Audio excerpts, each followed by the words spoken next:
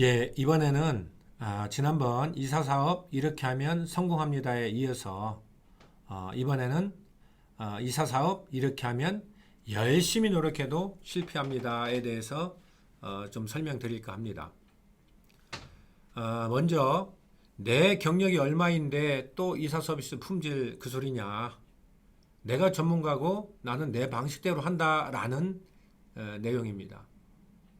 이사 사업자들 대부분 경력이 뭐 10년, 20년 이렇게 된 분들도 많이 계십니다.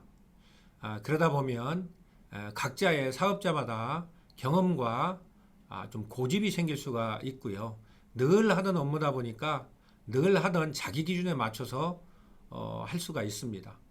하지만 고객의 다양화 또 그 고객마다 성향이 다 다르고 또 고객 집마다 물건이 다른데 각각의 개인 기준에 따라서 하다 보면 이 부분은 고객의 요구 사항과 어긋날 수가 있습니다.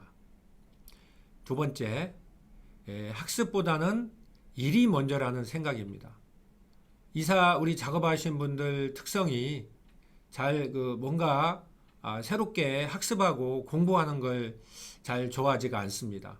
그런데 이사 사업에 성공하고자 하면 새롭게 고객의 요즘 동향이 어떤지, 연령별로 고객의 생각들이 어떤 차이가 있는지, 또 고객 응대하기 위한 어떤 서비스 방안이 뭐가 있는지, 또 보다 더 작업을 효율적으로 고객이 만족되는 작업을 하기 위해서는 어떻게 해야 되는지 끊임없이 알아볼 것들이 굉장히 많습니다. 그렇기 때문에 그저 하루하루 일하는 데만 생각을 가지고 학습하는 것에서 게을리하다 보면 결국은 이사 사업에 대해서 이사 사업에 있어서 도태되고 말 것입니다. 세 번째, 계약할 때 무슨 말을 못 하느냐. 이사 작업하다 보면은 뭐 약속을 못 지킬 수도 있지. 어떻게 일일이 모든 약속을 다 지키느냐. 이런 생각입니다. 이거는 견적할 때 어떻게든 계약 따기 위해서 이 약속 저 약속 다 해놨다가 막상 이삿날 되면 그냥 자기 편의에 따라서 때로는 지키고 때로는 지키지 않는 이제 그런 부분들인데요. 이렇게 되면 견적 때 그 약속을 철석같이 믿었던 고객 입장에서는 굉장히 불만일 수가 있고 또 심지어는 그 이사팀에 대해서 약속 지키지 않을 경우에 크게 배신감을 느낄 수도 있을 것이고 이렇게 된다면은 그 고객은 결국은 나를 떠나는데 그치는 게 아니라 주변에 나에게 좋지 않은 그러한 소문을 퍼뜨리는 경우가 되겠습니다. 네 번째로는요, 고객 의견은 무시하고 내 경력이 얼마인데 제가 다 알아서 할게요. 이런 부분입니다. 우리가 늘 이사 사업을 하다 보면 이렇게 생각이가 좀 가능성이 많은데요. 고객이 어떤 의견을 제시할 때 일일이 그 고객 의견을 들어주기보다는 늘 내가 하던 대로 때로는 내가 일하기 편한 대로 하는 경우가 있을 수가 있습니다. 하지만 고객의 성향과 고객의 까다로움에 따라서 다 다를 수가 있기 때문에 고객의 요구사항은 요구사항대로 들어주는 게 맞겠습니다. 다만 고객의 그러한 의견이 경우에 따라서 나중에 고객이 후회할 수도 있거나 아니면 이사 전문가 입장에서 객관적으로 봤을 때 합리적이지 못하다는 그런 부분이 있다면 이사 사업자의 개인 의견임을 전제로 해서 고객께 제안을 드리는 방법은 좋다 하겠습니다. 다섯 번째, 차량 자재 유니폼 청결이 무슨 관계냐. 이사만 잘해주면 됐지. 물론 포장이사의 기본은 안전하게 이사 화물을 특정 장소로 옮겨주는 것이 가장 기본이라 하겠습니다. 그렇지만 그 이사를 하는 과정에서 고객들이 느끼는 인상, 시각적인 부분, 그리고 또 차량이나 포장자재 이런 부분을 주차 또는 박스를 운반하는 과정에서 그 이사하는 아파트 단지 내 다른 많은 잠재적인 고객들이 봤을 때 차량이 더럽거나 박스가 더럽거나 그렇다면 그 이사 사업자에게 이사를 의뢰하고 싶은 생각이 들지 않을 것입니다.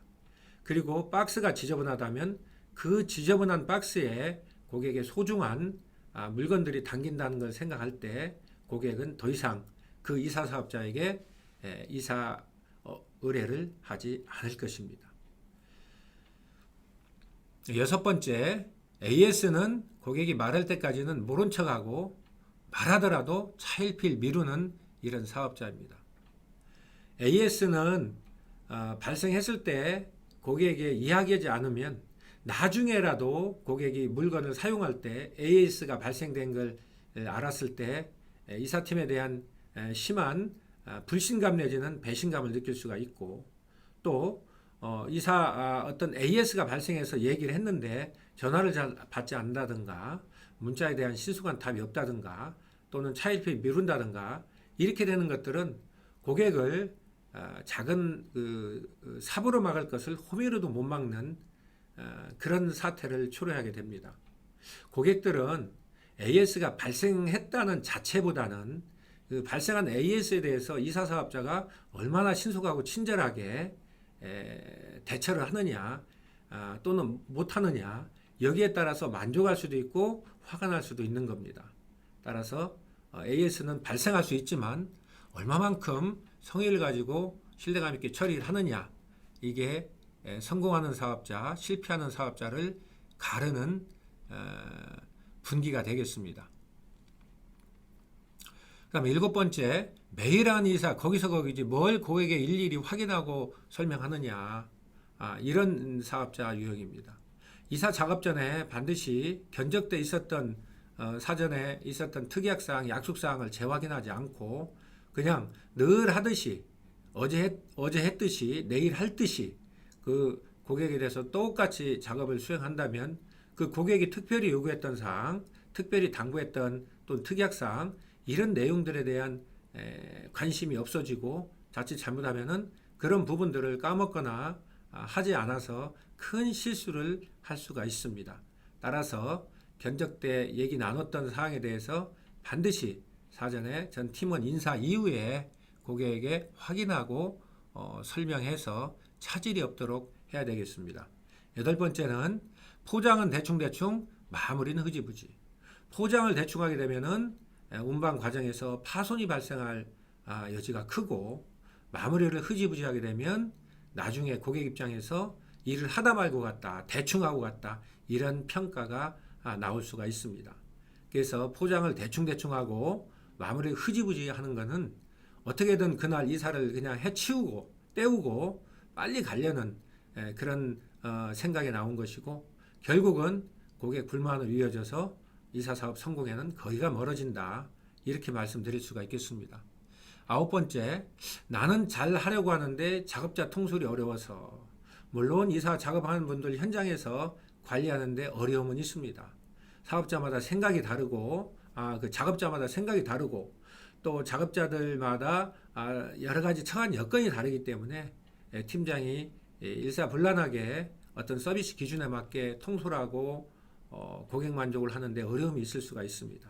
하지만 그것은 또한 이사 작업을 하는 사업자의 몫이고, 그것을 얼마만큼의 그 팀원들 팀워크를 잘 형성하느냐가 또한 굉장히 중요한 사업 성공의 관건이라 하겠습니다.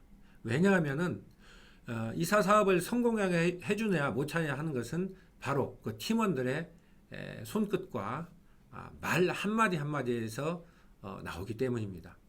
마지막 열 번째, 작업자가 문제다, 까다로운 고객이 문제다, 이렇게 하면서 남을 탓하는 습관입니다.